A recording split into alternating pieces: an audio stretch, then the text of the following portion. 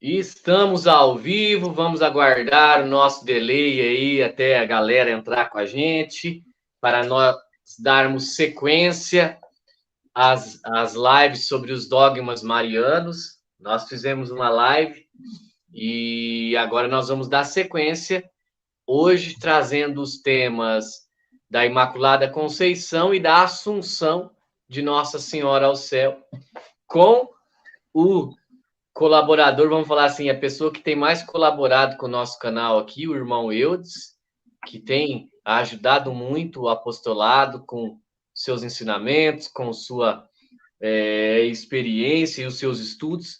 Isso tem ajudado muito. Então, boa noite, Eudes. Agora já tem mais de 30 pessoas, né? Boa noite, meu irmão. Seja bem-vindo. Já peço que você, já para iniciar, conduza uma breve oração para nós começarmos bem a nossa live. Amém. Em nome do Pai, do Filho e do Espírito Santo. Amém. Senhor, nós te pedimos pela intercessão de Nossa Senhora, a divina esposa do Espírito Santo, que o Senhor derrame sobre cada um de nós, sobre cada filho amado que está assistindo e que vai assistir essa live, uma unção do Espírito Santo com o dom da sabedoria, com o dom do discernimento, com o dom do entendimento, com o dom da inteligência, que cada mente seja iluminada pela ação do Espírito Santo. Ilumina também a nossa mente, o nosso coração, para que nós possamos falar as palavras que sozinhos nós não somos capazes de falar, e ao mesmo tempo ilumina a mente e o ouvido de quem vai escutar, para entender a palavra que é anunciada. Nós te pedimos isso pela poderosa intercessão do Imaculado Coração de Maria, a amada esposa do Espírito Santo. Rogai por nós, Santa Mãe de Deus, para que sejamos dignos das promessas de Cristo. Amém. Amém. Em nome do Pai, do Filho e do Espírito Santo. Amém. Amém. Aleluia, Tiago. Nós já temos que começar com os dois pés, né? Porque, então vamos lá. Realidade, né? Antes de você entrar no assunto mesmo, esses dois dogmas são dogmas muito questionados pelos irmãozinhos protestantes, né? Aonde que Maria não teve pecado? Aonde que vocês provam a Assunção de Maria? Então, agora é a hora da gente provar, né, Eudes? Justamente. Então, vamos lá, Tiago. Primeira coisa importante, as pessoas vão ver a live saber. São Luís de Montfort dizia, é mais fácil separar o sol da luz que separar a Maria de Jesus. São Maximiliano Maria Kolbe dizia, ninguém vai amar Maria o quanto Jesus amou, e ninguém vai honrar Maria o quanto Jesus honrou. Os nossos irmãos protestantes vão ver isso aqui depois, porque a gente vai vocês estão glorificando mais Maria do que Jesus, como lembrar o que Santa Jesus disse a Santa Gertrudes, né? Toda glória dada à minha mãe é dada para mim, que tudo que a minha mãe tem, foi eu que dei para ela. Santo Afonso de Ligório, nos Glórias de Maria, ele vai dizer que se as virtudes de Maria são mais numerosas do que as estrelas do céu. Olha que coisa bonita. E Santo Agostinho, no século IV, vai dizer assim, se todo o corpo humano fosse língua, seria pouco para falar das glórias da Mãe de Deus.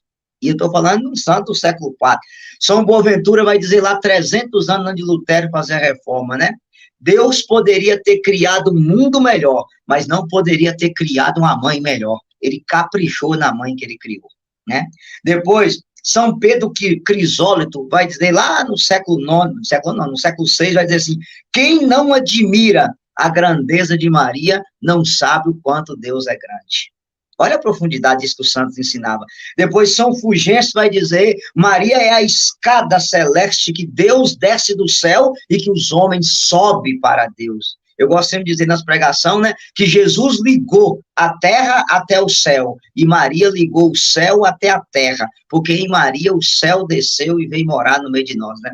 João 1,14, o verbo se fez carne e habitou entre nós. São José Maria Escrivá, já do nosso tempo, ele dizia assim, ser todo de Maria, e você será todo de nosso Senhor Jesus Cristo. Olha que coisa bonita. Ser todo de Maria, e você será todo de nosso Senhor Jesus Cristo. E eu gosto sempre de dizer, Tiago, quando eu prego em alguns locais, não tenha medo de se consagrar a Nossa Senhora, de ser todo dela, porque Jesus, antes de ser todo nosso, foi todo dela. Então, Cristo foi o primeiro consagrado a Nossa Senhora, né? São Pedro Damião, ele vai falar de uma forma mais bonita. Deus habita no ser humano de diversas formas, mas em Maria ele habitou de uma forma única. Ele pegou dela o que ele não tinha, carne, sangue e coração. Ele ganhou no seio da bem-aventurada Virgem Maria. Então, estou fazendo essa introdução aqui só para o nosso povo entender o que os santos diziam sobre a beleza e a maravilha que é Nossa Senhora. Mas vamos lá. O que é o dogma da Imaculada Conceição de Maria? É o dogma para dizer que Nossa Senhora foi concebida no ventre de Santa Ana sem a mancha do pecado original, que a Virgem Santíssima não teve o pecado original, que é o pecado que toda a humanidade herda de Adão e Eva, até o último ser humano que nascer nessa terra, nasce com a mancha do pecado original, com exceção de Jesus e com exceção da Virgem Maria. Tá. Primeiro, Tiago, é preciso dizer que alguns protestantes falam, não, mas esse dogma foi inventado pela Igreja Romana em 1854, pelo Papa Pio IX. Não, a Igreja acreditava na Imaculada Conceição de Maria há anos. E aqui eu quero quebrar duas heresias. Primeiro, não é o dogma que evolui, é a nossa compreensão sobre o dogma que evolui. A verdade não evolui, o que evolui é a nossa compreensão dessa verdade. Então, eu vou mostrar para você que, claro, Tiago, que eu não vou ter tempo nessa live, eu vou até dizer para as pessoas que eu vou responder às acusações protestantes. Eu não vou ter tempo de dar uma aula de desenvolvimento do dogma da Imaculada Conceição. Eu teria que começar lá com São Justino, com Santo Irineu, passar por Origem, chegar em Santo Agostinho, chegar em São João Damasceno, depois vamos ter que entrar na escolástica, começar com São Bernardo de Clareval, passar por Santo Antonino, passar por Santo Antônio de Pádua, pegar o Beato Dantas Escoto, depois nós teríamos que chegar lá em Santo Afonso de Ligório, já por lá do século XVI, parar no meu xará São João Eudes, para a gente poder entrar lá no Papa São Pio IX para chegar hoje. Aí, entendeu? Quem era contra, quem era a favor, eu tenho que fazer a análise, qual o pensamento de Santo Tomás, o que era corrente maculista, o que era corrente maculista, aí eu não vou ter tempo. Aí também vai ser para quem vai estudar teologia. Então, assim, eu vou tentar enxugar tudo isso para as pessoas de uma maneira simples, para vocês entenderem o que é a Imaculada Conceição. Então, o dogma, ele não evolui. A nossa compreensão dele evolui. E o dogma, ele é uma verdade de fé inquestionável, uma certeza dada pela Igreja, pelo Espírito Santo. Não é que um dia um Papa tomou uma pinga, acordou de manhã cedo e queria criar mais um dogma. Pelo amor de Deus, gente. Me ajuda aí também, né? Então, vamos lá. O que está escrito no documento Inefáveis Deo? E aqui, Tiago, eu queria levar para as pessoas que o Catecismo da Igreja Católica tem quatro palavras gregas para Nossa Senhora, né? Theotokos, que é mãe de Deus, a gente vai fazer uma live sobre isso, está lá no 495. Tem a palavra Panarria é toda santa, né? Tem a palavra Aie Partenos, que é sempre virgem, nós já falamos aqui, fizemos uma live sobre a Virgindade de Maria, e a palavra Rodorritria, que é a seta que aponta o caminho, que está lá no número 2674 do Catecismo, que a gente também, quando for falar da maternidade divina, vamos falar sobre esse assunto. Mas tá, Nossa Senhora, desde os inícios, foi chamada de Panarria. O que é Panarria? Toda santa. Eu vou mostrar de onde foi tirado isso na Bíblia, mas deixa eu ler o que o Papa disse. O Papa Pio IX dizia assim: declaramos, pronunciamos e definimos que a doutrina que sustenta que a Santíssima Virgem Maria, no primeiro instante de sua conceição imaculada, foi por singular graça e privilégio de Deus Onipotente, em previsão dos méritos de Cristo Jesus, Salvador do gênero humano, preservada, imune de toda a mancha do pecado original. Foi revelado por Deus, portanto, deve ser firme e acreditada por todos os fiéis. É uma coisa teológica, mas eu vou tentar resumir de uma forma assim. Primeiro, o Lumen Gentium do Vaticano II diz assim: em vista dos méritos do seu filho, foi redimida de um modo mais sublime. Então, veja, Maria foi redimida pelo próprio Jesus de um modo mais sublime, de um modo mais perfeito. Protestante, Maria não é salvadora dela, não. Ela foi salva pelo próprio Cristo antes do Cristo nascer. Vou recordar, Tiago, quando eu citei na live anterior, né? Quem é essa que avança como aurora? Por que Maria avança como aurora? A aurora é iluminada pelo sol antes do sol nascer. A aurora é Maria, o sol é Jesus. Ela foi salva por Jesus de um modo mais sublime antes do próprio Jesus nascer. Então, aquele texto do Canto dos Cantos 6:10, ele já te dá uma base para a Imaculada Conceição da Virgem Maria, tá? A aurora avança como o sol, mas ela é iluminada pelo sol antes do sol nascer. Ela foi redimida pelo Cristo antes do próprio Cristo nascer. Eu vou explicar isso mais em detalhe. Então, assim, uma coisa bonita, Tiago, que todos os dogmas marianos é por causa de uma verdade de Cristo. Então, a Conceição Imaculada de Maria é fruto da redenção aplicada de Jesus de maneira antecipada. Eu vou explicar. Para nós, a redenção é por libertação. Cristo nos libertou e nos redimiu depois da queda. Em Maria, é uma redenção por antecipação. Ele redimiu ela antes dela pecar, para que por meio dela ele nos redimisse no alto da Santa Cruz. Então, a redenção de Maria foi um ato de preservação, ao passo que a nossa redenção é um ato de libertação. Claro, vou mostrar isso na Bíblia depois, eu estou mostrando às pessoas. Então, assim, a redenção, ela sempre esteve no plano eterno de Deus, mas ela não está limitada ao tempo, porque Deus é um eterno presente. Então, o Deus que tem poder de aplicar essa redenção do Calvário a quem nasceria depois do Calvário, também poderia aplicar essa redenção a quem viria antes do Calvário. Porque ele é Deus, e ele é um eterno presente. Entenderam? Então, por exemplo, eu vou pegar assim de uma forma humana para as pessoas que estão aí nos vendo acompanhar. Por exemplo, existem pessoas que foram redimidas depois da queda. Pessoas que teve uma vida totalmente torta no pecado, e hoje quem vive no movimento carismático sabe disso. Viveu uma vida de crime, de droga, no álcool, no adultério, na pornografia, na homossexualidade. Um dia essa pessoa está lá no grupo de oração, ela foi batizada no Espírito Santo, ela mudou de vida, procurou um sacerdote, se confessou, mudou a história e veio para a igreja. Pronto, ela foi liberta.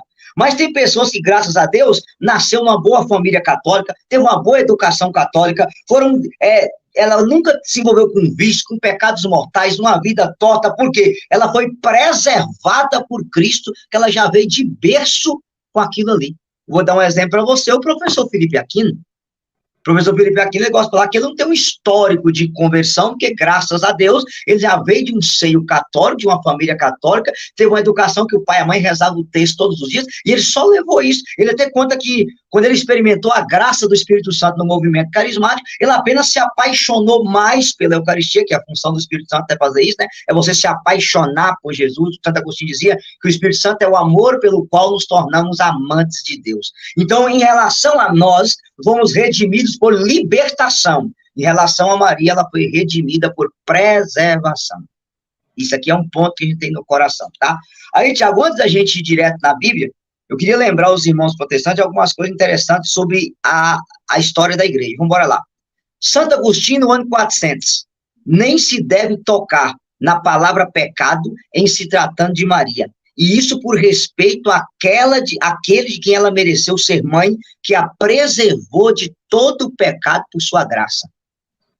Eu estou citando o século IV, tá? 1400 anos antes de Lutero fazer a Reforma Protestante, ou Revolução Protestante, ou Bagunça Protestante, sei o que chamar, ou Torre de Babel Protestante. São Cirilo de Jerusalém, no ano 380, São Cirilo dizia assim: que arquiteto ergueria uma casa de moradia para sua morada, consentiria que seu inimigo possuísse inteiramente e habitasse essa casa? Assim, Deus jamais permitiria que o seu inimigo tocasse naquela, que ele seria gerado como homem dentro dela. Olha a sabedoria de São Cirilo.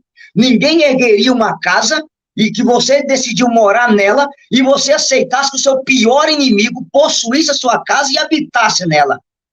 Satanás, pelo pecado, ele habita o ser humano. 1 João 3,8. O que peca é do demônio, porque o demônio peca desde o princípio. Pecado é ser a habitação de Satanás. Tanto que pelo batismo, o padre sopra na criança, porque naquela hora ela morre nos braços de Satanás e ressuscita nos braços de Jesus. São Cesar de Alves dizia, né? Antes do batismo era templo do demônio, após o batismo, templo do Espírito Santo. Olha que coisa bonita. Mas veja, ninguém ergueria uma casa para o inimigo habitar nela. Então São Cirilo vai dizer, como que Deus poderia construir uma casa, a Virgem Maria, e permitir que Satanás habitasse na casa que ele iria habitar. Olha que coisa profunda o ensinamento dele. Depois, você vai para a escolástica, Santo Anselmo. Santo Anselmo dizia assim, já antes de São Tomás de Aquino, Deus que poderia conceber Eva sem a graça do pecado original, e Eva veio ao mundo imaculada, não poderia ter concedido também a Maria? Se ela é a nova Eva, logo ela também é imaculada. Eu estou falando do século XI na igreja. Isso aqui é só para lembrar os protestantes que não foi o Papa Pio IX que inventou esse dogma, não, tá? Depois, Santo Afonso de Ligório, lá nos Glórias de Maria, ele diz assim, se convém ao Pai preservar Maria do pecado, porque ela era sua filha. Convém ao Filho preservar ela do pecado original, porque era sua mãe. E convém ao Espírito Santo preservar ela do pecado, que ela seria sua esposa. Olha que coisa bonita de Santo Afonso. Então, Santo Afonso, ele dá no livro Glória de Maria, pena que o meu está ali, não tem como pegar, 3 coisas importantes. Então, convinha a Deus Pai preservar Maria do pecado original, porque ela era a filha predileta dele. Convinha a Deus Filho preservar ela do pecado original, porque ela era a mãe dele. E convinha o Espírito Santo fazer a mesma obra, que ela seria a esposa pelo qual ele geraria o Filho eterno no ventre dela. Olha a sabedoria. E aí... É muito profundo, né? É muito profundo. A gente gastaria aqui tempos e tempos explicando isso. Aí vamos voltar, por exemplo, a Santo Irineu de Lyon, lá no século II. Eu nem vou pegar São Justino, vou pegar só Santo Irineu. Assim como Eva, desobediente, tendo Adão por varão, porém permanecendo ainda virgem, foi a causa da morte, assim também Maria, tendo já sido predestinada ao varão, e estando virgem e obediente, foi causa de salvação para si e para todo o gênero humano. O nó da desobediência de Eva foi desatado pela obediência de Maria, o que a Virgem Eva amarrou por sua incredulidade, a Virgem Maria desamarrou por sua fé. Olha a beleza da explicação de Santo Irineu, tá? E o próprio Santo André, bispo de Jerusalém, diz assim, nós temos Maria, não temas Maria, pois achaste graça. Qual graça? A graça que Eva tinha perdido. Tá? Isso aqui eu estou citando o século II na história da igreja. Mas vamos lá, então vamos para a Bíblia, eu vou começar a responder a acusação protestante, Tiago, e aí a gente vai direto. Vamos começar. Qual é a base bíblica, então, para a Imaculada Conceição de Maria? Eu queria que você fosse até anotando para essa galera aí os versículos que aí eles vão pegando, tá? Primeiro, Lucas, capítulo 1, versículo 28. Lucas 1, 28. Entrando, o anjo disse, ave cheia de graça, o Senhor é contigo. Talvez as pessoas que vamos ver agora nunca viram o que eu vou explicar aqui agora. Primeira coisa, Tiago, vamos embora parte por parte do texto. Maria é o oposto daquilo que Eva é. Tanto que os santos diziam, né, que ave, ao contrário, é Eva. Então, vamos lá. Eva nos trouxe a morte. Maria nos trouxe a vida. O fruto de Eva foi mortal. O fruto de Maria foi vivificante, que o fruto dela é Jesus. Eva foi a causa das nossas lágrimas. Maria, a causa da nossa alegria. Eva separou o homem de Deus. Em Maria, Deus se fez homem e se uniu novamente ao homem. Olha a profundidade disso. O não de Eva separou o homem de Deus. O sim de Maria fez Deus se fazer homem. Olha a profundidade. O não de Eva abre o inferno e fecha o céu. O sim de Maria fecha o inferno e abre o céu. Olha a dignidade. Eva nos atraiu a maldição. Maria nos trouxe a bênção. Eva nos impôs ao jugo do mal. Maria nos trouxe o jugo suave do bem. Eva suscitou o ódio da humanidade. Maria trouxe o príncipe da paz para a humanidade. Eva nos lançou nos laços da morte. Maria nos colocou no seio da vida. Eva foi a causa pelo qual o homem caiu. Maria foi a causa do levantamento. Se por Eva Satanás nos derrubou, por Maria Deus nos levantou. O homem caiu por uma mulher, Eva, e o homem foi levantado por uma outra mulher, Maria. Tá? Se em Eva o diabo nos derrubou, em Maria Deus veio e nos levantou. Olha a profundidade disso aqui. tá? Então, eu gosto sempre de dizer, por exemplo, Tiago, uma coisa assim para as pessoas entenderem. Paulo vai dizer naquele texto de Romanos 5:20, né? Aonde abundou o pecado, superabundou a graça. Eu posso dizer, o pecado abundou em Eva e a graça superabundou em Maria. Ave cheia de graça. Romanos 6:23, Paulo vai dizer, o salário do pecado é a morte. Eu posso dizer, o salário do pecado de Eva foi a morte, mas o dom gratuito de Deus, a vida, veio por meio da Virgem Maria. Ela gerou a vida, nosso Senhor Jesus Cristo. Então, eu posso dizer, Tiago, sem nenhum medo, assim, que Eva é a mulher do orgulho, da desobediência, da perdição, do não e da morte.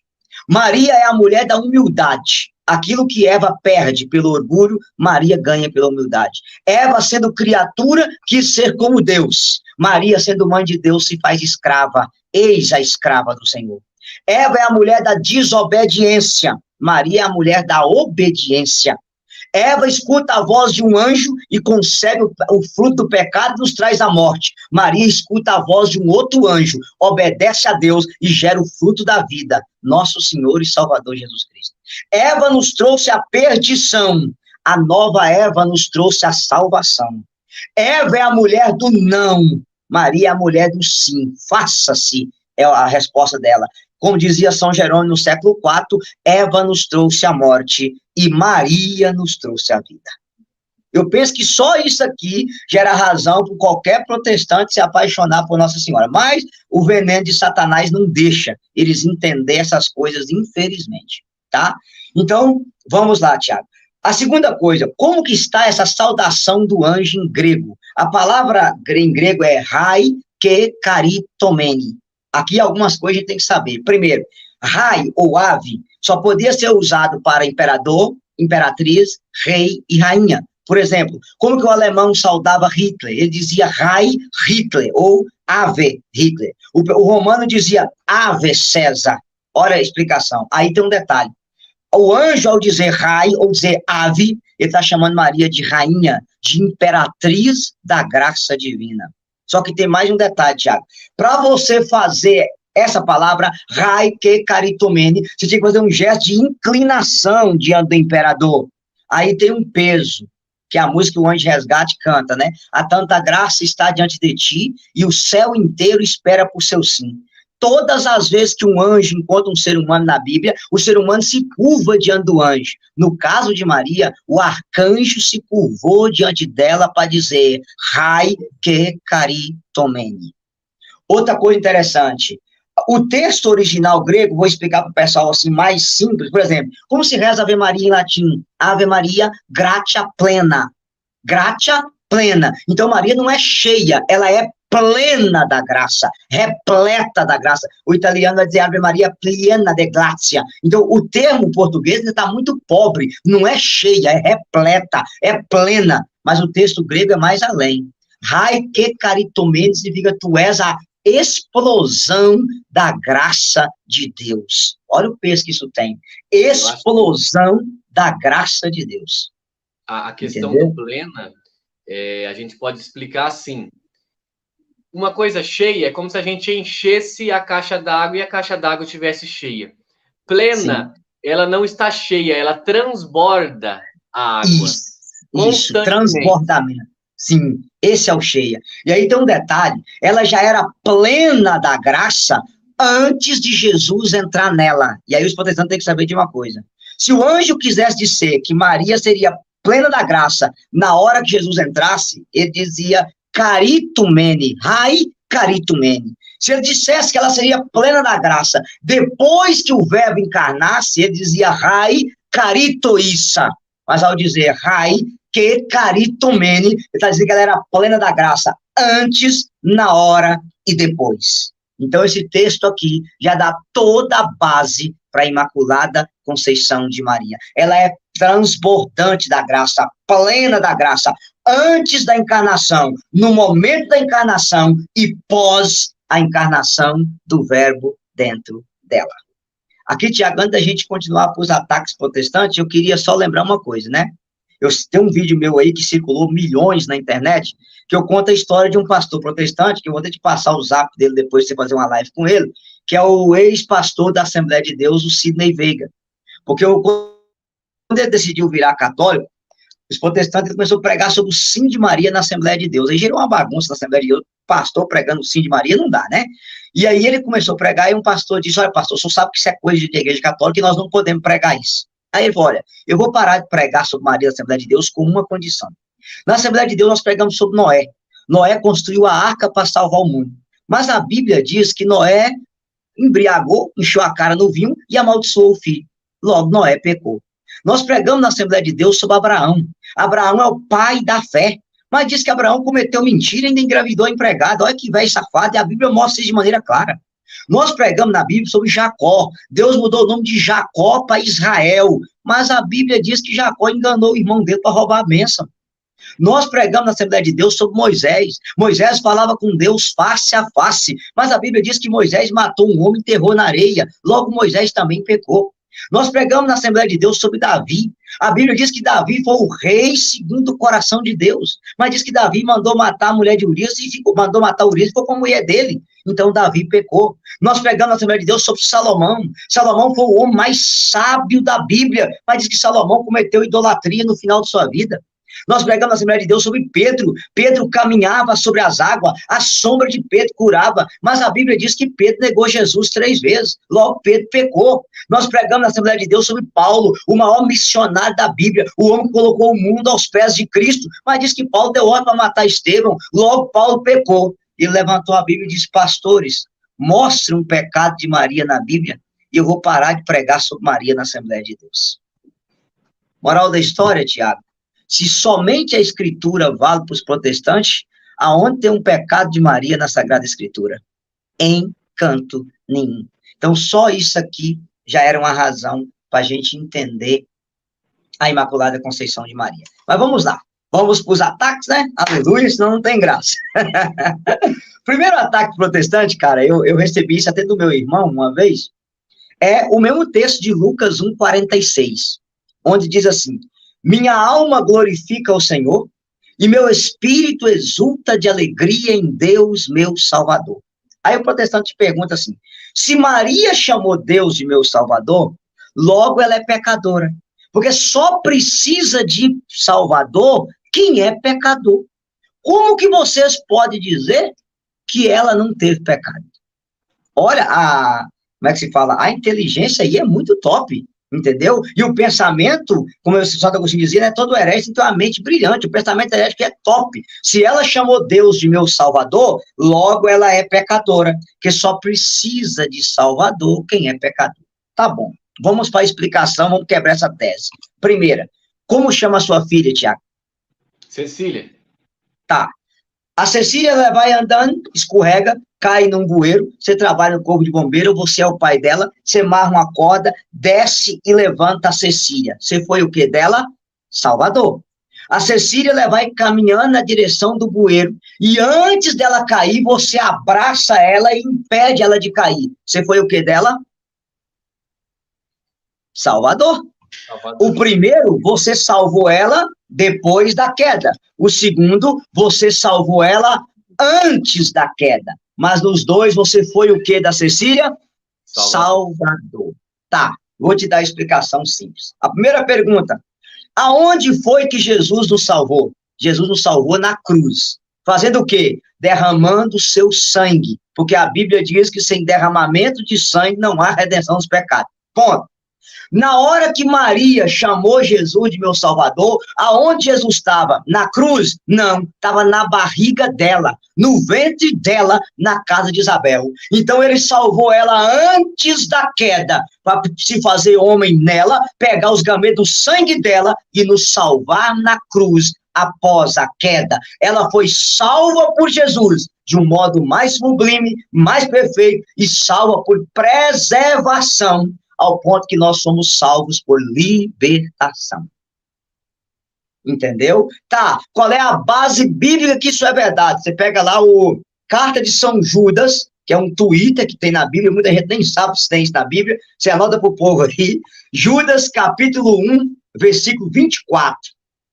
Judas, capítulo 1, versículo 24, diz assim: aquele que é poderoso para nos preservar de toda queda e nos apresentar diante de sua glória, imaculados e cheios de alegria.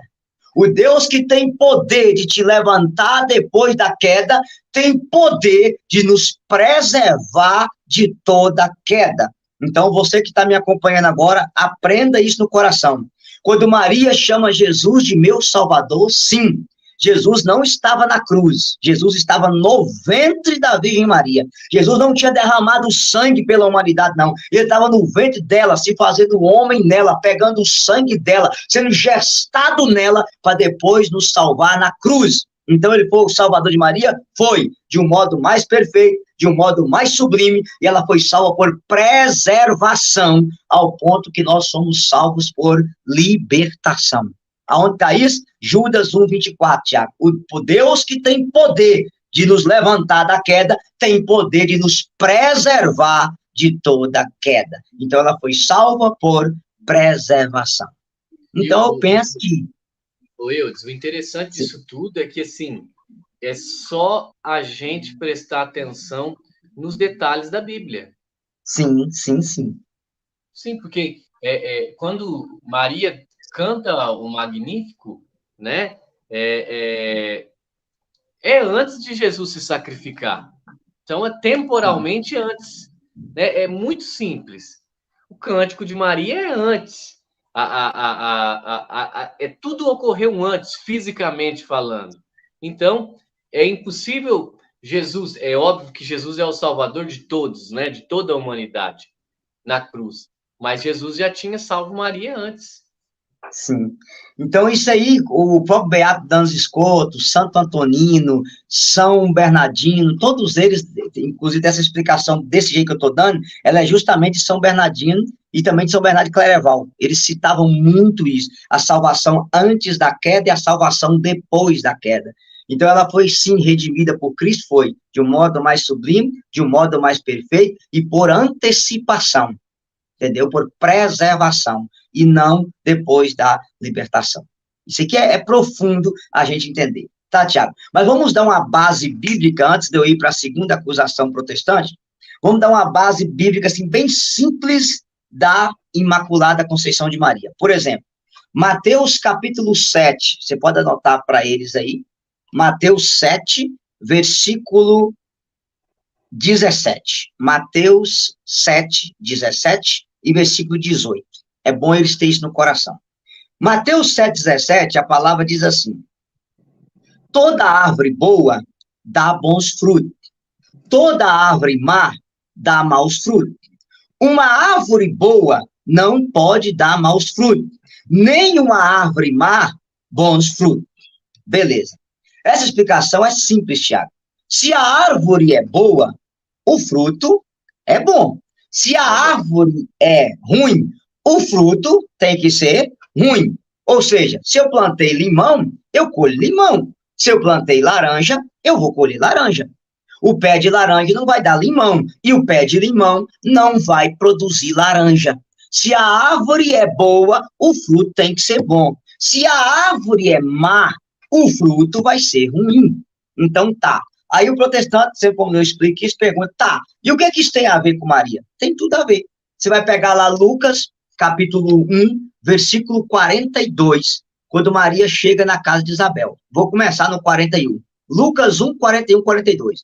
Ora, apenas Isabel ouviu a saudação de Maria, a criança estremeceu no seu seio, e Isabel ficou cheia do Espírito Santo e exclamou em alta voz: bendita és tu entre as mulheres, e bendito é o fruto do teu ventre. Se Jesus é o fruto, Maria é a árvore. Se o fruto é santo, a árvore é santa. Se o fruto é puro, a árvore é pura. Se o fruto é imaculado, a árvore é imaculada. Porque se a árvore fosse má, ela não poderia produzir fruto bom. Eu penso que essa é a explicação mais simples da Imaculada Conceição de Maria. Porque se Jesus é o fruto, ela é a árvore. Então, logo, está nas claras, que se o fruto é bom, é porque a árvore é boa. Se o fruto é santo e é perfeito, é porque a árvore é santa. Se o fruto é imaculado, sem mancha, é porque a árvore é imaculada e sem mancha. Então, assim, é claro que a Chalvém ia estar dando um glória, né? Que muita gente não entende essas coisas. Quando você explica, oh, meu Deus, isso aí não tinha parado para pensar. É isso aí, a Imaculada Conceição da Virgem Maria, tá bom? Esse ponto aqui todo mundo tem que ter na cabeça. Agora, antes de ir para a acusação protestante, Tiago, eu quero lembrar de uma outra coisa. Esse texto que o catecismo usa de panaria, né? O texto no grego vai dizer toda santa, é tirado do Cântico dos Cânticos. Eu vou pegar o texto para o pessoal. É uma base que todos os santos davam para dizer que Maria é Imaculada. Cântico dos Cânticos, capítulo 4, da onde vem dizer que Maria é toda santa. Cântico dos Cânticos, você pode anotar para eles aí, capítulo 4, versículo 7.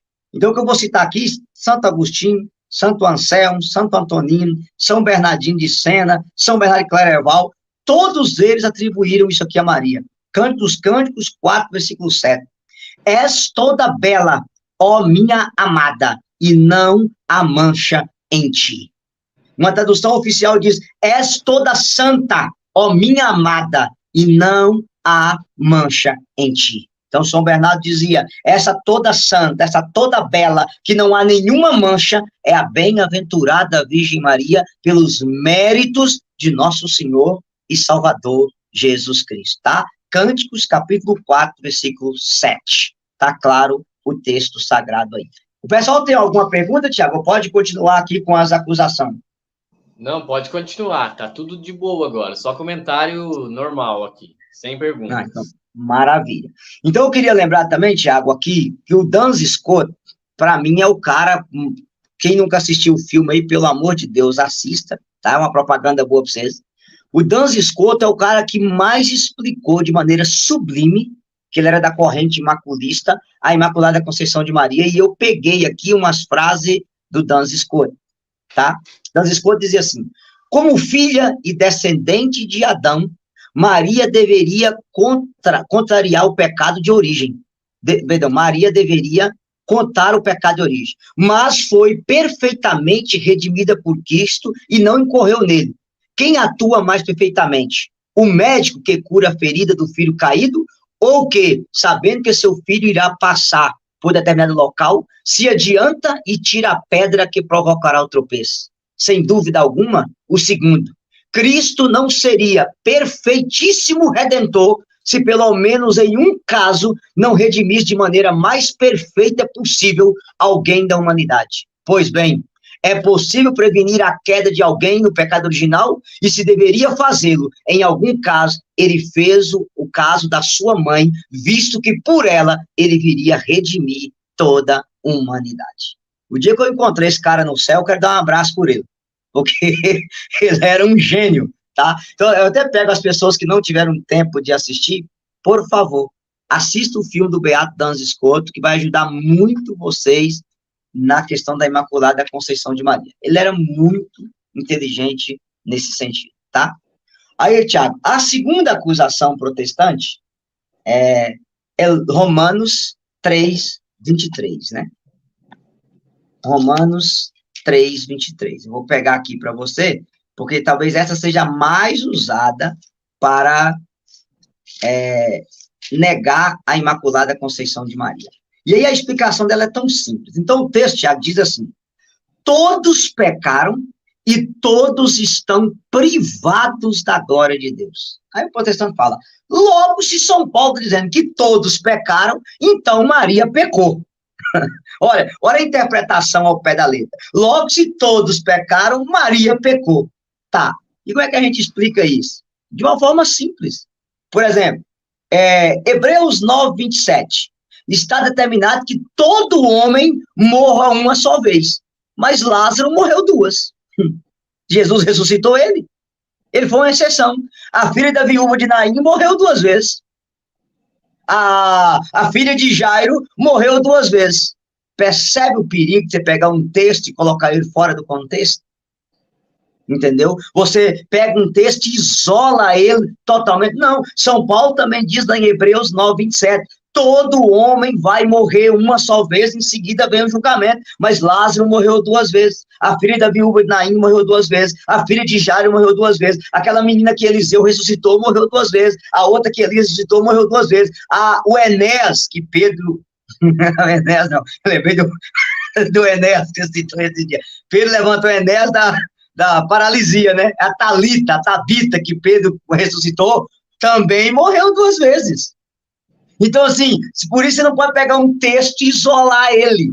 Porque, aí, não, se todos pecaram, então Maria pecou. Olha a loucura, entendeu? Eu posso dizer, todos morrem uma só vez, todos, exceto Lázaro, todos, exceto a filha da viúva de Naim, todos, exceto a filha de Jairo. Então, todos pecaram, exceto a Virgem Maria. Mas, eu dou uma explicação mais suave. A explicação, Tiago, desse texto é o versículo 24. O versículo 24 diz assim, e são justificados gratuitamente por sua graça, tal é a obra de redenção realizada em Cristo. Então, veja, todos pecaram e são justificados pela graça, pela redenção da cruz. Só que Maria foi justificada pela graça antes da cruz. Ela já era plena, repleta, cheia, transbordante antes da cruz. Aí o protestante pega o versículo 23 e esquece do versículo 24. Entendeu? Olha que cabeça de minhoca no negócio desse aí. Não tem como. Então, o próprio versículo 24 já vai dar explicação. Então, todos nós somos justificados pela graça mediante a cruz. Maria recebeu a plenitude da graça antes da cruz. Então, ela foi redimida antes, de um modo mais perfeito, de um modo mais sublime, para que por meio dela, Deus nos redimisse depois na cruz. Então, cara, tipo assim, não tem como. Outro texto que eles usam muito também é Romanos 3:10, né? Não há nenhum justo, nenhum sequer. Aí, se você pegar isso, já bagunça o meio de campo, porque a Bíblia diz que São José era justo. Mateus 1:18-19. A Bíblia diz que Zacarias, pai de João Batista, Lucas 1:5, também era um homem justo. Percebe como é que você não pode pegar um texto fora do contexto? Que ele vira pretexto para heresia? Então, assim, esse é o mal do fundamentalismo protestante. Você pega um texto fora do contexto, ele vai virando pretexto para heresia, que é a tristeza que nós temos, tá? Mas, vamos lá. Continuando, Tiago, aqui a questão das acusações, eu vou lembrar uma outra coisa que o pessoal vai entender. Eu quero citar depois o texto de Gênesis, capítulo 3, mas eu queria lembrar o seguinte, eu vou citar alguns versículos na Bíblia que é importante as pessoas saberem sobre a Imaculada Conceição de Maria. Primeiro, é Jó, capítulo 14, se você puder pegar para o pessoal aí, eu vou citar só do versículo 1 ao versículo 4. Jó 14, versículo 1 ao versículo 4. O texto diz assim, o homem nascido de mulher vive pouco tempo e é cheio de miséria. É como a flor que germina e logo fenece, uma sombra que foge sem parar. E é sobre ele que abre os olhos e chama juiz contigo. Versículo 4. Quem fará sair o puro do impuro? Ninguém. Olha o texto. Quem fará sair o puro do impuro? Ninguém. Logo, se ninguém pode fazer o puro sair do impuro, logo, se Jesus é puro, Maria é o quê? Pura. Se Jesus é santo, ela é o quê? Santa. Se Jesus é imaculado, ela é o quê? Imaculada. Porque ninguém pode fazer o puro sair do impuro. Percebe? Aí tá, no livro do Eclesiástico, capítulo 34, as pessoas estão acompanhando, Eclesiástico 34, versículo 4, o mesmo texto diz assim, ó, que coisa pura poderá vir do impuro? Que verdade pode vir da mentira? Olha, que santidade pode vir do pecado? Se Jesus é santo, ele não poderia vir de uma fonte pecaminosa. Se ele é puro, ele não poderia vir do impuro. Se ele é a verdade, ele não poderia vir da mentira. Percebe? Outro texto claro, Tiago, está lá no seu xará. São Tiago, capítulo 4, versículo 11. Seu xará é top, viu? Tiago 4:11. Ele diz assim, porventura, lançam por uma fonte, por uma mesma bica, água doce e água amarga? Acaso, meus irmãos, pode a figueira dar azeitona e a videira dar figo? Do mesmo modo, a fonte de água salobra não pode jorrar água doce. Você percebe? Se a água é doce, é porque a fonte é doce. Porque se a fonte fosse salobra, a água não poderia ser doce, tá? Se a água é amarga, é porque a fonte é amarga. Se a água é impura, é porque a fonte é contaminada. Agora, meu filho, a fonte é Maria. A graça é Jesus. Se a água Cristo é doce, é porque a fonte é. Se a água é pura, porque a fonte é pura. Por quê? Figueira não dá azeitona e videira não dá figo. Eu posso pegar esse texto de São Tiago e aplicar tranquilamente na Imaculada Conceição da Virgem Maria. Claro, pode ser que alguém aqui está perguntando, de onde você tira isso, Tiago? Abre um parênteses aqui. Eu já li sobre Nossa Senhora, gente, eu recomendo vocês lerem. As Glórias de Maria de Santo Afonso de Ligório. Tratado da verdadeira devoção à Santíssima Virgem do São Luís Maria Grion de Montfort. A Virgem Maria em Santo Agostinho, é um livro que vale a pena vocês lerem. Quarto livro, eu compreendo você ler Em Defesa de Nossa Senhora contra os Ataques Protestantes, do padre Júlio Maria Lombaerd. Quinto livro, Porque Amo Maria, também do padre Júlio Maria Lombaerd. Maria, Espelho da Igreja, do padre Raniero Cantalamessa. 150 respostas aos 150 ataques protestantes do Jaime Francisco de Moura. Eu estou citando os livros que eu li para dar essa base para vocês. Tem gente que pensa que eu estou criando isso na minha cabeça. Pelo amor de Deus. Tá bom? Eu gosto sempre de dizer, Tiago, que matéria de fé. Você não tem que inventar nada e que achar nada. A igreja já sabe de tudo e já achou tudo. Você não fez faculdade de achismo em canto nenhum. Tá? Então, assim, às vezes a pessoa está pensando, onde é que você está tirando essas coisas? Tem a fonte, gente. A igreja nos ensina tudo que a gente quiser. A fonte da igreja é inesgotável, tá? Então, esse texto aqui de São Tiago pode ser aplicado tranquilamente à Imaculada Conceição da Virgem Maria, tá bom? Outro texto, Tiago, que eu posso citar também sobre a Imaculada Conceição de Maria, é quando São Paulo vai dizer lá em Efésios, capítulo 1, versículo 4, em Cristo ele nos escolheu antes da criação do mundo para sermos santos e imaculados diante dos seus olhos. Se nós fomos escolhidos antes da criação do mundo em Cristo, Deus também escolheu a mãe antes da criação do mundo para gerar o filho nela para vir nos salvar.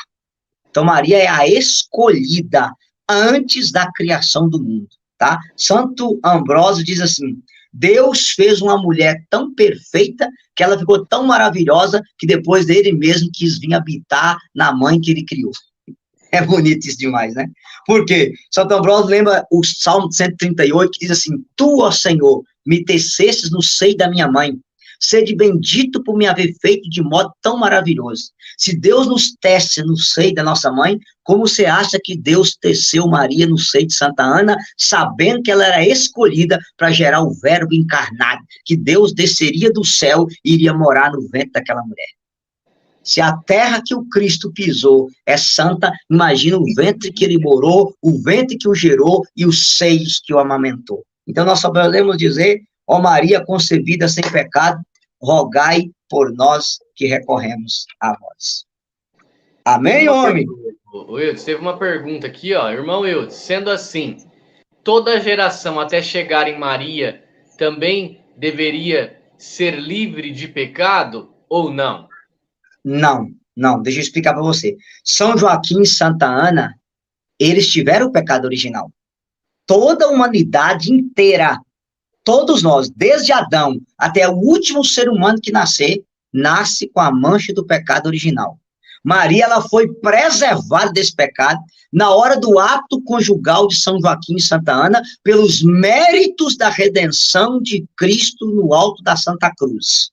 Por quê? Porque aquela mulher que estava sendo gerada, ela não poderia ser tocada por Satanás, porque Deus viria habitar nela, e Deus não permitiria que a casa que ele viesse habitar fosse um segundo habitada por Satanás, que é o nosso pior inimigo. Isso é a Imaculada Conceição de Maria, tá? Imaculada Concepção. Maria foi gerada, Tiago, de um ato conjugal de São Joaquim e Santa Ana. Mas naquele ato conjugal, o homem põe o espermatozoide, a mulher põe o óvulo, Deus põe a alma, Deus impediu que a alma de Maria fosse tocada por Satanás pelos méritos da redenção de nosso Senhor e Salvador Jesus Cristo, tá? De um modo mais sublime e mais perfeito. Eu penso que o pessoal aí entendeu. Sim, sim. Principalmente a passagem de Jó, né? Pode um puro nascer do impuro? Jamais. Jamais, justamente. Eu poderia também citar, Tiago, o texto lá de Gênesis 3,15. Porém, ódio entre ti e a mulher. Então, esse ódio da mulher ali não é Eva. Eva é a amiga da serpente. Aquela mulher ali é a Virgem Maria. Há um ódio entre Maria e Satanás. Então, no momento da concepção, Maria foi preservada de ser tocada por Satanás por causa da profecia que dizia que ela seria a inimiga da serpente. E o que é pecado? Pecado é ser amigo da serpente. Se Satanás tocasse em Maria, a profecia não seria perfeita, porque existe um ódio da serpente e da mulher. E a mulher não é Eva, a mulher é a bem-aventurada Virgem Maria. Tá? Também é uma explicação simples para entender a Imaculada Conceição de Nossa Senhora. Tá. Beleza? Então, eu vou só terminar aqui, Tiago, eu vou terminar com Santo Efrém, São Jerônimo e Santo Ambrósio. Vamos embora lá. Santo Efrém dizia assim: certamente tu, Cristo, e tua mãe, sois os únicos que haveis sido totalmente formosos e santos, pois ti não há defeito, nem na tua mãe existe mancha alguma. Tiago, isso aqui foi escrito no ano 360, no século IV. Então, 1.600 anos antes da Reforma Protestante. Os protestantes que falam que a Igreja Católica foi fundada para Constantino, isso é antes. Pronto. Depois, Santo Ambrósio, o cara que converteu Santo Agostinho, ele diz assim: recebe-me não, ele está falando a respeito de Jesus, né?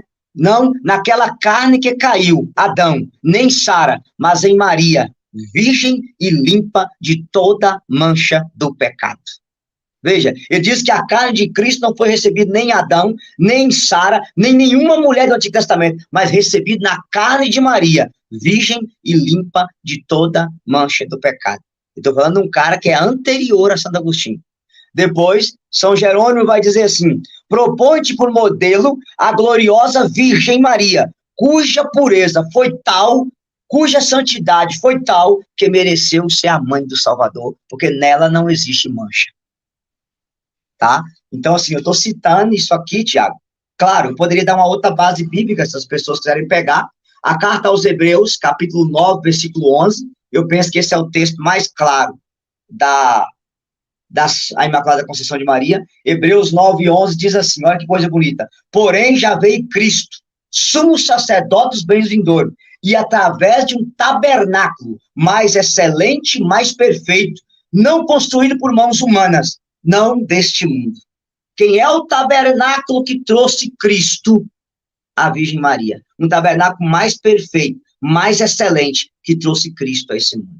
Então, esse versículo, Hebreus 9:11, sempre foi atribuído pelos santos padres, também a bem-aventurada Virgem Maria, o tabernáculo que Cristo trouxe a esse mundo, o tabernáculo digno do verbo se encarnar dentro dele. Beleza? O pessoal está perguntando aqui, pedindo os livros, né, que você citou. Então, depois a gente coloca na descrição do vídeo os livros. Sim, eu passo para você via WhatsApp, e aí você passa para eles, que é muito importante a gente ter esses livros, Thiago, conhecer, porque a fé da igreja, a gente precisa conhecer a nossa fé, porque infelizmente nós católicos somos muito lerdos para conhecer a nossa fé, e por isso a gente sofre tanto ataque dos protestantes. A realidade, infelizmente, é essa, né?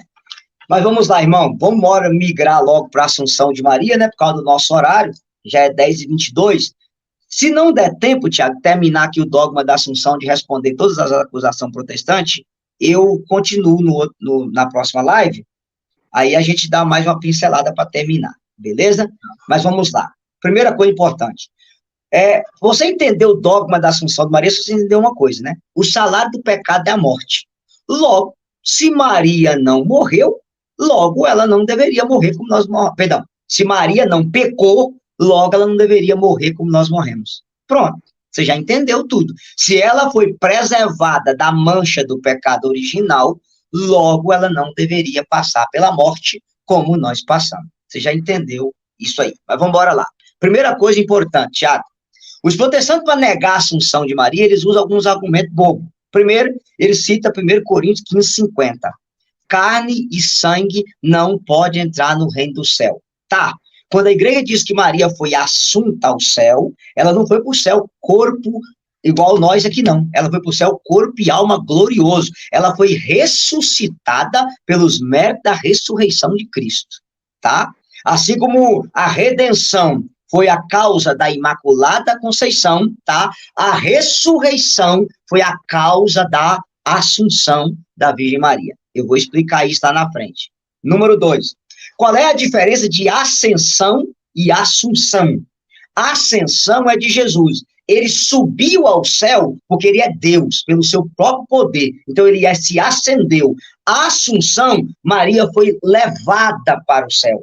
É diferente, tá? Então Jesus, ele se ascendeu. Maria foi assunta. Ela foi levada, porque ela não tinha poder em si mesma. Ela foi levada para o céu. Aí é bom a gente lembrar isso, tá? Só queria lembrar, Tiago, que, segundo Legenda Áurea, aquele livro lá do século XI, quem datou a primeira vez a Assunção de Maria, 15 de agosto, foi São Jerônimo. São Jerônimo, ele diz assim, que Nossa Senhora havia subido ao céu no dia 18 das calendas de setembro, que passado pelo nosso calendário gregoriano, seria dia 15 de agosto. Por isso, 15 de agosto se celebra o dia da Assunção da Virgem Maria ao céu, tá? Antes de dar aqui, Tiago, as passagens bíblicas, mas também as razões da Assunção, eu queria lembrar só uma coisa simples, pessoal. O salário do pecado é a morte, correto? Romanos 6:23, tá? Como a Virgem Maria não cometeu pecado, seria injusto que ela recebesse a recompensa por algo que ela não fez, correto? Ela não ficou, logo ela não deveria fazer o quê? Não deveria morrer como nós morremos. Isso aqui é um ponto que a gente tem que ter no nosso coração, beleza? Outra coisa interessante, Deus deu a ela uma morte suave, se como ela envolvesse em um sono leve, atraiu assim o corpo e a alma dela. Eu vou explicar. A igreja não fala de morte, fala de dormição da Virgem Maria. É muito bonito esse termo, a dormição. Por quê? Ela não morreu a morte que nós morremos. Isso aqui é importante a gente ter no nosso coração, beleza? Mas, Tiago, aqui eu quero dar para as pessoas um fato importante. Eu quero mostrar para vocês, eu até peguei aqui, as 4 razões da Assunção de Nossa Senhora, que é atribuída a Santo Agostinho.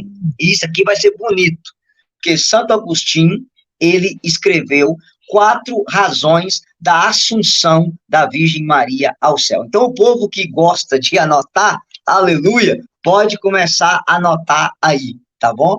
Então, vamos lá. Primeira coisa, Tiago, Santo Agostinho escreveu, a carne de Cristo era a carne de Maria. Olha que coisa bonita. A carne de Cristo e a carne de Maria era uma só. E aí, Santo Agostinho fala assim, ó, isso aqui eu vou falar para você. Maria deu a Cristo uma carne humana, e Cristo foi preservado da corrupção. O corpo de Maria participou da incorruptibilidade do corpo de Cristo. A terra não era digna de devorar o corpo que gerou o próprio Criador da terra. Rapaz do céu, olha a profundidade disso. O corpo de Maria foi a habitação de Cristo, como é que se fala? O corpo de Maria foi a habitação de Cristo na terra, correto? Então, se o corpo de Maria foi a habitação de Cristo, logo a terra não era digna de comer o Criador, o corpo que gerou o Criador da própria terra. Eita, por isso que eu gosto de Santo Agostinho. Esse cara também eu vou ter que dar um abraço nele no céu, entendeu? Porque ele é top. Não, ele é demais, cara. Então, assim, eu vou até citar isso. Aí ele coloca assim, ó, a natureza humana está condenada à podridão por causa do pecado original. E Jesus foi poupado desse ultraje. A natureza de Maria também foi imune, porque nela Jesus assumiu a nossa natureza. Cara, olha a dignidade disso. Então, ou seja, o corpo de Maria foi a morada de Deus na terra, o tabernáculo de Deus na terra, aonde Deus habitou. Santo Ambrósio diz, né? Deus desceu do céu e veio habitar um outro céu, o ventre da bem-aventurada Virgem Maria. A terra não ousaria corromper o corpo que gerou o Criador da própria terra. Maria não é aonde Deus tocou, Maria é aonde Deus morou, e aonde Deus mora é santo, santo, santo, meu irmão. E a terra não ousaria tocar no corpo que gerou o próprio Criador dela. Tem a prova física também, né, Eudes? Sim, eu vou chegar nessa daí. Essa daí é a mais perfeita, tá? Eu vou até lembrar as pessoas aqui. Gente, presta atenção quem está nos acompanhando. Qual é a prova da Assunção de Maria? Vamos lá. Você sabe onde é que está o túmulo de Pedro. Nós temos o resto dos ossos dele. Nós temos as relíquias de São Paulo. Nós temos as relíquias de Santo André. Nós temos as relíquias de São Mateus, de São Lucas, de São Marcos, de São Bartolomeu, de São Tomé. Nós temos o túmulo de todos eles e temos as relíquias de todos eles. Mas a pergunta é, aonde está o túmulo de Maria?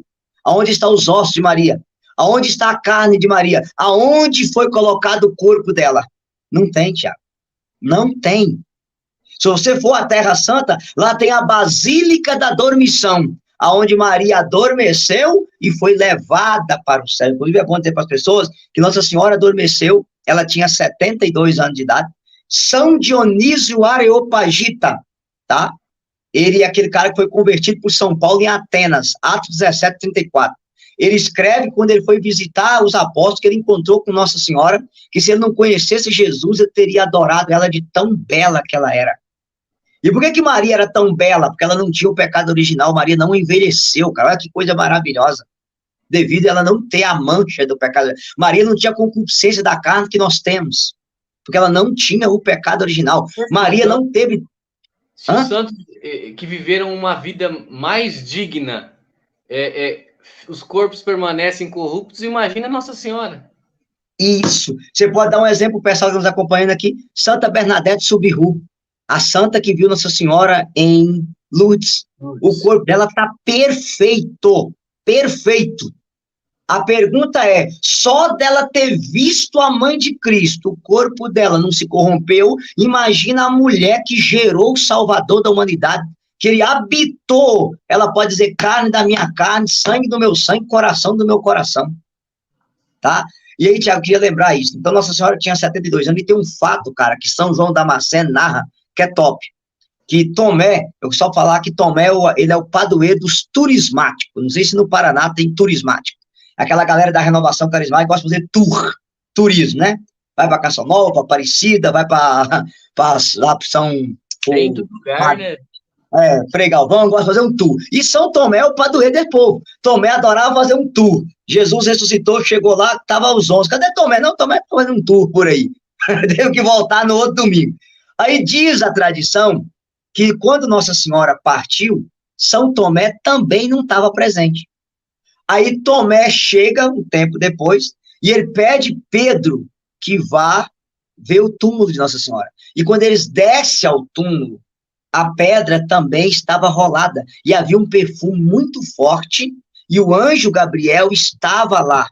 E tem uma frase que andou muito na história da igreja. A frase é o seguinte, o anjo fala para eles, o filho veio buscar a mãe da terra para o céu, porque foi a mãe que trouxe o filho do céu para a terra. Olha a profundidade disso. O filho veio buscar a mãe da terra para o céu, porque foi a mãe que trouxe o filho do céu para a terra. Tá? Isso aí se entrou... Tanto que eu vou lembrar para você que no Concílio de Calcedônia, em 451, nas atas do concílio, o imperador, que se nome da anta agora, perguntou ao São Juvenal, que era o bispo de Jerusalém, aonde estava o corpo da mãe de Cristo para que ele fosse buscar. E São Juvenal falou para ele, não, ela foi morar com o filho dela de corpo e alma na glória. Está nas atas do Concílio de Calcedônia, do ano 451. Então, assim, claro, eu poderia citar aqui, Tiago, não vai dar tempo de fazer isso, São João Damasceno, São Germano de Constantinopla, São Máximo Confessor, São Gregório Taumaturgo. Teve muita gente que escreveu sobre isso. Inclusive, tem um documento do século II chamado Dormitio Virgine, Dormição da Virgem Maria, que é um escrito muito antigo, do século II, sobre esse assunto. Mas, assim, não compete, que aqui a nossa tese é só responder às acusações protestantes. Aqui eu já quero indicar um outro livro, sim? E o engraçado é eu dizer que, assim, isso tudo é a prova do que nós estamos falando. Mas como que... aí a sola escritura é complicada, porque eles negam a história. Sim, né? sim. Eles negam a história. Então, por exemplo, só serve o que tem na Bíblia. Tudo que aconteceu depois da Bíblia não tem serventia, porque daí faz parte da história e da tradição, não está na Bíblia. Né? Então, a igreja deles, então, não existe, porque foi fundada depois da Bíblia. A única que foi fundada na Bíblia é a nossa. Pronto. Aí você pega o mal, que é a sola escritura.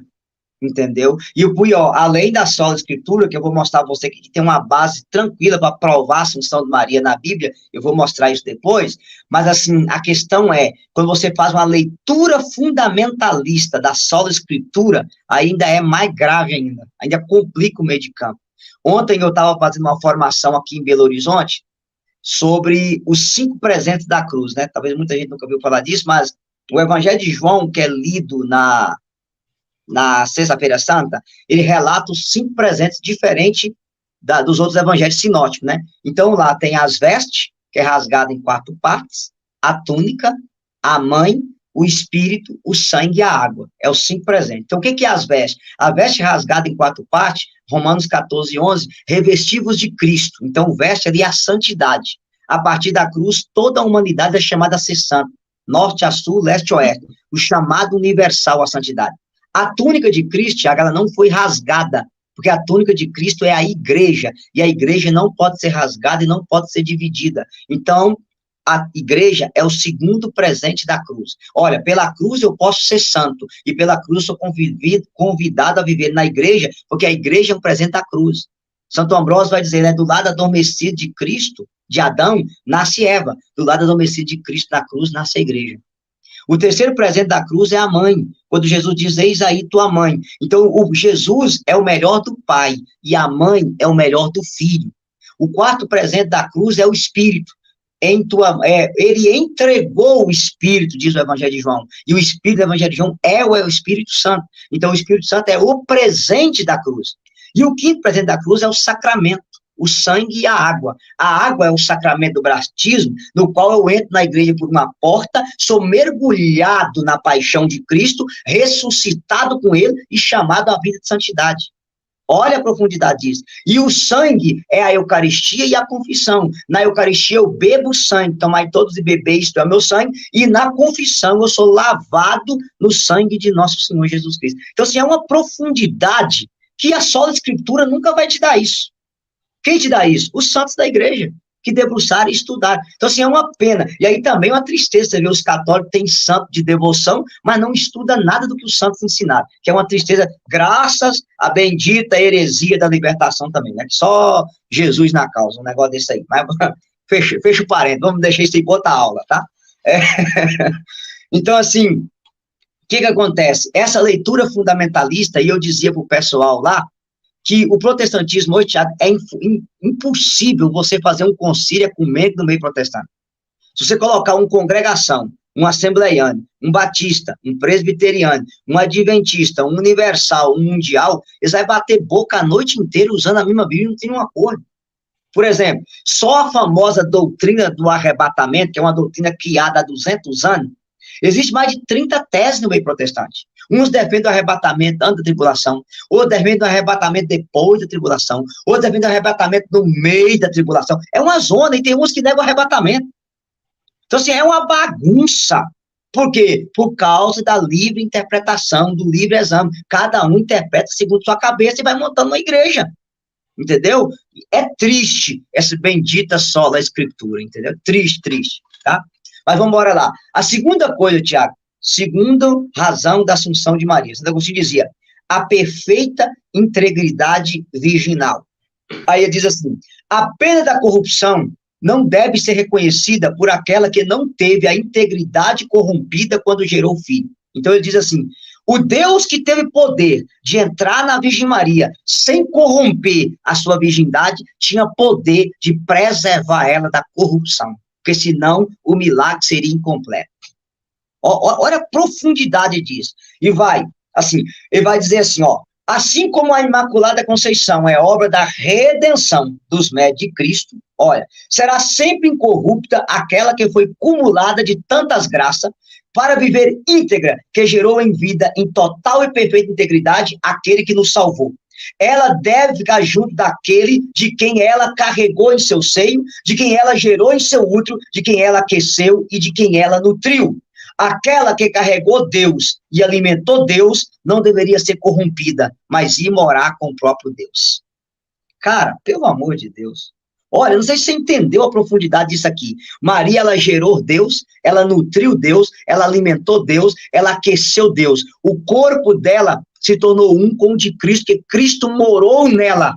Logo, seria injusto o corpo que gerou o Criador do universo ser corrompido pela terra. O milagre não seria completo. Olha a profundidade disso. E a terceira coisa que Santo Agostinho diz, a dignidade do corpo dela. Olha, aquele corpo que gerou o Criador da terra, que o Criador morou, foi o tabernáculo do Criador. Era mais digno e adequado guardar esse tesouro no céu do que deixar ele na terra. Rapaz do céu! Olha, vou repetir de novo. Aquele corpo que gerou o Criador da terra, que o Criador da terra morou nele, ele foi o tabernáculo do Criador. Era mais digno e adequado guardar esse corpo no céu do que deixar esse corpo na terra. E ele continua, a terra não era digna de consumir o corpo que gerou o seu próprio Criador. Maria, o seu corpo era o trono de Deus, o leito nupcial do Senhor, o tabernáculo de Deus. Por isso, esse corpo deveria estar aonde o Filho está. Cara, eu poderia fechar as mãos aqui e falar, a gente encerra a live. Então, você não acha os ossos de Maria, você não acha o túmulo de Maria, você não acha onde que ela foi enterrada. Não tem, Tiago, porque o Filho veio buscar a mãe da terra para o céu, porque foi a mãe que trouxe o Filho do céu para a terra. Tem alguma pergunta aí que eu vi você mostrando? Eu coloquei uma aqui que é o nome do filme do Beato. Duns Scott. Como é alemão, né? Duns é D-U-N-S, Scott, S-C-O-T. Duns Scott. Tá? Tá no YouTube gratuito para poder acompanhar. Duns Scott. Tá. E beleza? Wilson, uma coisa que eu estava pensando aqui também é que, assim, não só a prova física, né, de não encontrar o corpo de Maria, nunca ser localizado, o túmulo de Maria, mas a questão que eu acho que é principal é que em tudo que a gente estuda a respeito de santidade, de santo incorrupto, Jesus, ele preserva tudo, ele leva para ele. Então, como que ele vai deixar nesse mundo aqui, que nós não somos desse mundo, a mãe dele? Não tem sentido, até teológico não tem sentido. Como que Jesus deixaria o corpo de sua mãe aqui, sendo que ela foi preservada da mancha do pecado, Imaculada Conceição, se já tem santos incorruptos que ficaram com corpos incorruptos, Jesus preservou eles mesmos tendo pecado, Maria não teve?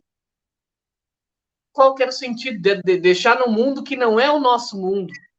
Não teria sentido. Mas ia ter uma coisa mais grave nisso aí. O quarto mandamento é honrar a sua mãe. Que honra seria ele ser gerado no corpo dela e deixar o corpo que o gerou se corromper? Percebe? Então, a maior honra que ele poderia dar à sua mãe era preservar o corpo que o gerou para ir habitar com o corpo que foi gerado. Olha a glória disso, tá? O Padre Léo tem uma coisa que ele diz muito importante, né? Que no céu nós temos dois corpos. o corpo glorioso de homem, de nosso Senhor Jesus Cristo, gerado de Maria, e o corpo feminino de Maria, que gerou Jesus Cristo, que foi ressuscitado pelos méritos da ressurreição de Cristo.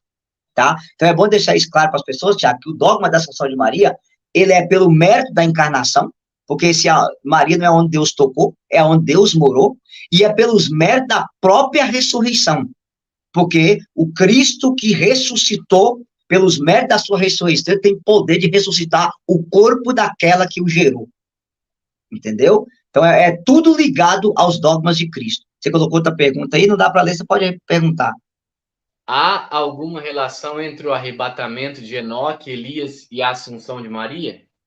Eu vou chegar nisso aí agora, Tiago. A pessoa adiantou a pergunta, mas eu queria dizer o seguinte para as pessoas. Os arrebatamentos de Enoque, Elias e o próprio Moisés, né, que a gente sabe depois lá em Judas 1, que o anjo Miguel disputou o corpo de Moisés com Satanás. Tá. A gente tem que lembrar uma coisa importante. Os santos do Antigo Testamento, eles só contemplaram a glória de Deus após a ascensão de nosso Senhor Jesus Cristo, tá? Foi Jesus que abriu o céu para cada um de nós. João 3, versículo 13. Ninguém subiu ao céu, senão o Filho do Homem que desceu do céu. Quando Jesus falou àquele bandido, hoje estarás comigo no paraíso, o hoje da cruz é o hoje da ascensão. Tá? Não é o hoje daquele dia, é o hoje da ascensão, porque Deus é um eterno presente. Então, Cristo, no sábado santo, ele desce à mansão dos mortos, ele vai buscar os justos que havia precedido, ele vai buscar Abraão, vai buscar Jacó, vai buscar Adão, vai buscar Moisés, vai buscar Elias, vai buscar Enoque, vai buscar todos os justos do Antigo Testamento. E esses justos são elevados para a glória, tá? A partir da ascensão de nosso Senhor Jesus Cristo. Então, quando o texto lá da transfiguração, Moisés e Elias aparecem envoltos em glória, porque eles estavam na mansão dos mortos, eles tinham a glória, porque eles morreram na graça, mas a glória verdadeira, a glória plena, eles só foram contemplar após a ascensão de Jesus. Quando Jesus sobe ao céu, aí ele abre o céu para a humanidade inteira, tá? Aí a gente teria que fazer uma live sobre isso, mas se alguém quiser aprofundar, você pode ler lá o Catecismo da Igreja Católica, no texto que vai dizer que Jesus desceu à mansão dos mortos, né? Ou, se alguém tiver curiosidade, pode ler o Evangelho Apócrifo de Nicodemos, já está em português aí na internet, vai narrar essa descida de Jesus à mansão dos mortos. É um texto apócrifo, mas que tem um fundo de verdade muito profundo lá dentro, tá bom? Então não tem, tipo assim, tem ligação e não tem. Tem pelo fato que eles foram, eu vou até citar isso agora na Bíblia, né? O fato da assunção deles, mas não tem, porque só foram contemplar mesmo a glória de Cristo após a ascensão de Cristo, porque é Cristo que vai abrir o céu para cada um de nós, tá bom? Antes de Cristo, ninguém contemplou o céu. Tem que ficar isso na cabeça das pessoas. Eles foram arrebatados, foram para a mansão dos mortos. Claro que eles tinham um grau de glória maior lá, tinha, tanto que Moisés e Elias aparecem envoltos em glória para Cristo, mas não era a glória perfeita que só vai acontecer após a ascensão de Cristo ao céu, tá bom?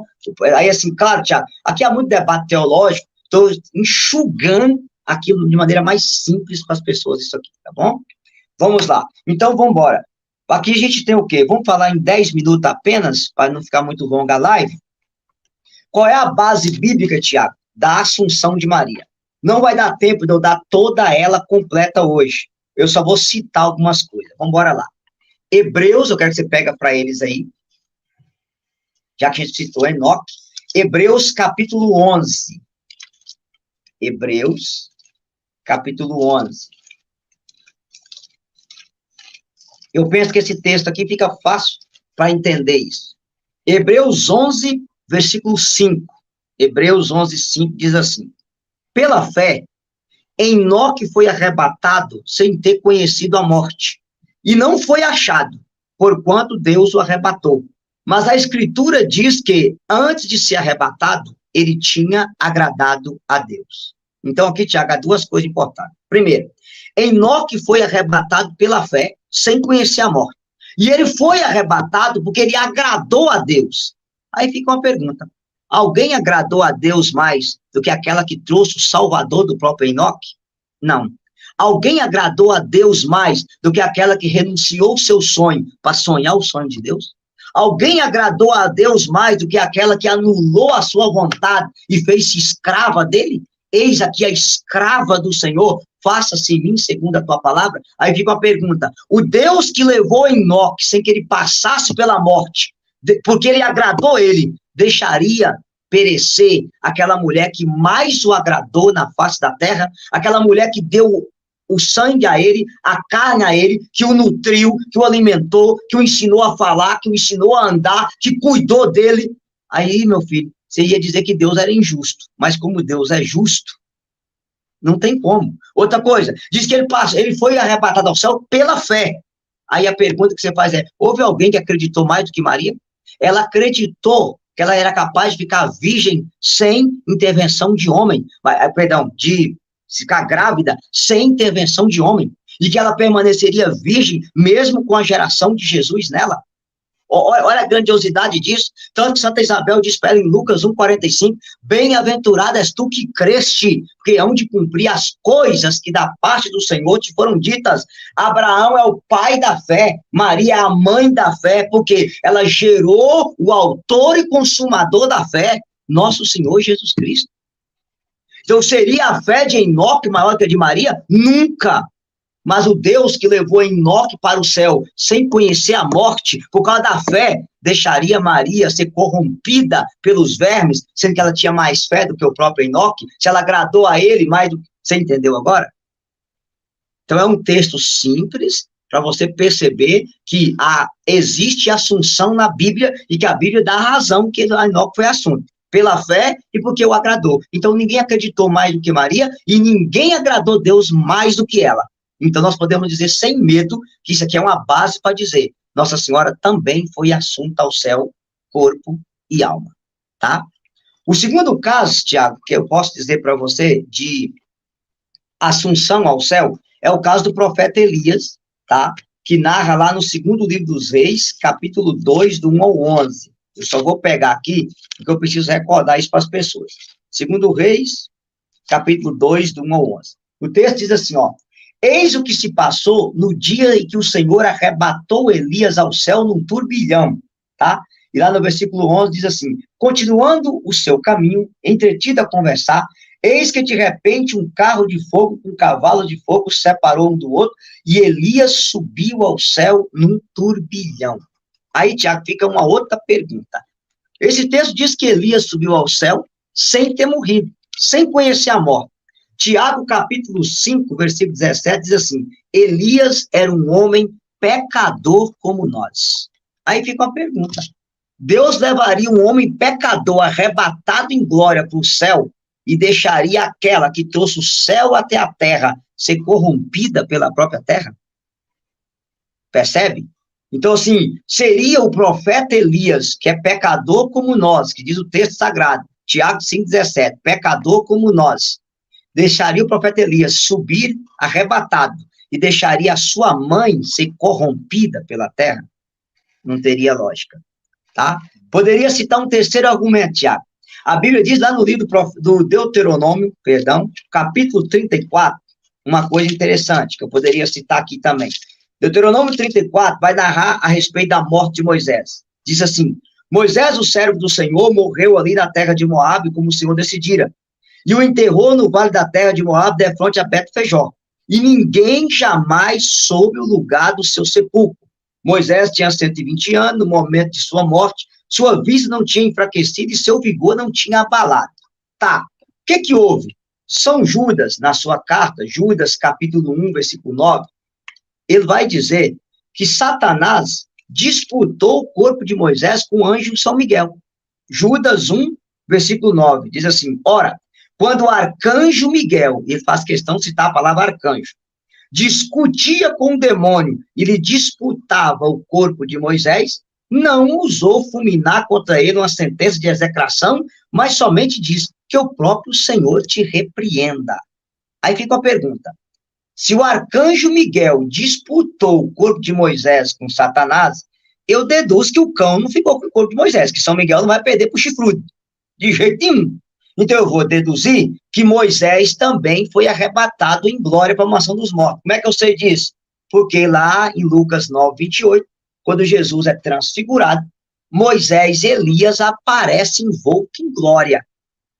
Então eu também posso dizer que Moisés também não foi corrompido, segundo esse texto aqui. Agora fica a pergunta: Moisés era um assassino. Moisés não entrou na terra prometida porque murmurou contra Deus. Deus deixaria intacto o corpo de Moisés e preservaria e deixaria o corpo daquela que gerou o Salvador do próprio Moisés ser corrompido pela terra? Percebe a situação? Claro que não.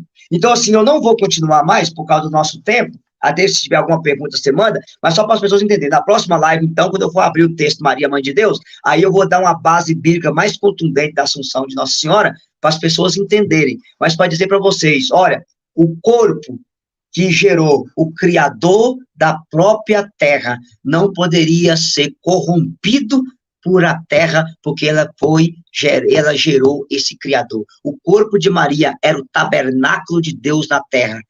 O santo dizia que era o horto dos deleites. Maria era o paraíso do novo Adão, a morada do novo Adão, nosso Senhor Jesus Cristo. Então a terra não poderia corromper a morada do Criador da própria terra.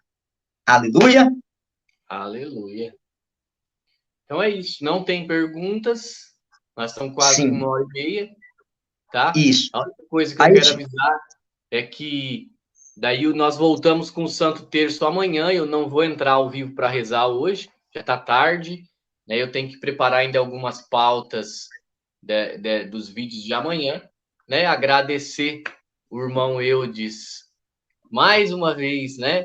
Nós estamos fazendo, quase tornando um curso de teologia aqui já no canal, né?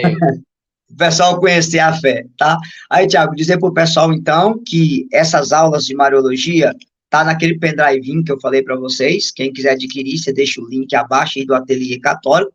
São 22 aulas aqui nesse pendrive sobre fé católica, que vale a pena você estudar para você conhecer. Lembrando já que esse pendrive não é vídeo, é áudio, tá? Para a pessoa ver eu, escutar minha voz. Porque se ver eu, vai com o celular queima, a televisão queima, então é só para escutar, tá?